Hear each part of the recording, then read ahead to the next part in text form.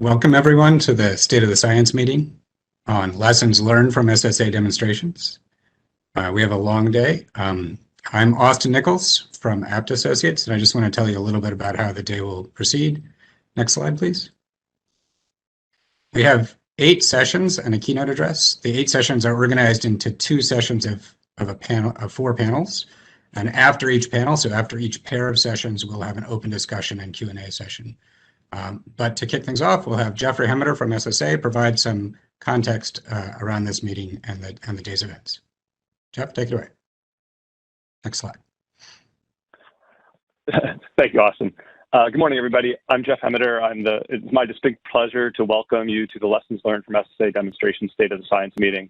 I work in the Office of Research, Demonstration, and Employment Support at the Social Security Administration, and we're responsible for the return to work policies, the ticket to work and related programs, and the demonstrations. If you're not sure what we mean by demonstrations or not familiar with the programs we'll be talking about today, I want to give you a very brief background. I hope you know that SSA administers the DI and SSI programs. These 2 programs together provide over 12 million people with disabilities income security because they are unable to engage in substantial gainful activity or have marked and severe functional limitations due to a medically determinable disability or rely on somebody who receives Social Security benefits. DI is a social insurance program funded by payroll taxes with a benefit determined by your earnings history. SSI is a means-tested cash transfer program that guarantees a minimum income for people who qualify with low income and assets. Both programs also generally confer eligibility for medical care. Medicare for DI beneficiaries after a waiting period, and Medicaid for most SSI recipients. Even though adults generally must be unable to engage in substantial gainful activity to enroll in the program, they can work if they are able, and there are a number of work incentives in each program that keep benefits from being immediately lost. These can be complicated, and many people may not be aware of them. People may also simply just not be willing or able to work. Regardless of the reason, relatively few DI beneficiaries and SSI recipients work.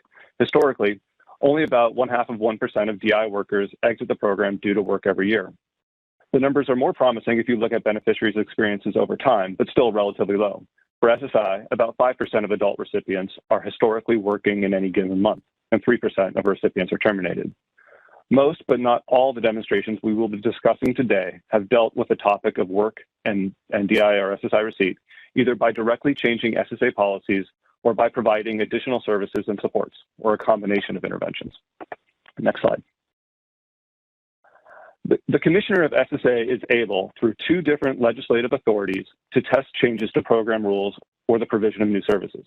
Section 234, so-called because of its location in the Social Security Act, provides SSA the authority to change DI program rules to promote labor force participation. One important aspect of Section 234 is that it is temporary. It was last renewed in 2015 and will sunset at the end of 2022. Section 1110 provides SSA the permanent authority to conduct general research, including tests of new services, and to waive SSI program rules. There are lots of rules that go along with these authorities, but I want to mention 2 that might help you understand some of the demonstrations you'll hear about today. First, both authorities require that participation in demonstrations be voluntary and revocable. SSA cannot force a participant to participate in them. That wasn't always the case, though, and there is one demonstration, the Benefit Offset National demonstration, that did include mandatory participation. Second, SSI waivers cannot make a participant financially worse off. While the goal of demonstrations is to improve the lives of participants through work or other means, there are various ways of doing so, ranging from enticements to work or receive services to imposing additional requirements for people to do so. These 2 provisions generally mean SSA is limited to interventions that make participants better off without imposing new or more restrictive requirements. Even the one mandatory demonstration I mentioned was designed so as to only be financially advantageous to the beneficiary. Moreover, SSA takes its ethical obligations to demonstration participants very seriously. Although SSA is a signatory to the Federal Policy for the Protection of Human Subjects, also known as the Common Rule, in many ways, the authorities are more restrictive than those regulations, and most, if not all, of the demonstrations reviewed today received approval from an institutional review board, even though they could technically be exempt from the Common Rule. Next slide.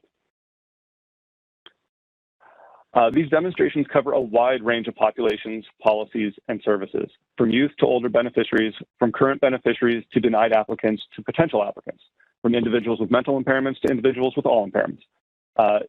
Topics have ranged from benefit offsets to improved coordination of services to medical insurance during the DI waiting period. There are demonstrations where SSA has worked unilaterally and demonstrations where we've collaborated with a variety of federal partners. One thing you'll note about today is that there's not a session that goes through each of the demonstrations. Doing so would take an enormous amount of time, and we have a packed agenda.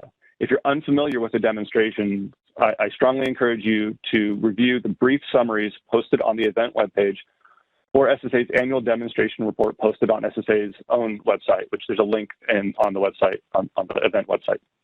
In general, and as you'll hear more about in the topical panels, the policies tested in the demonstrations have been more successful at increasing employment and less successful at lowering benefit payments or increasing earnings.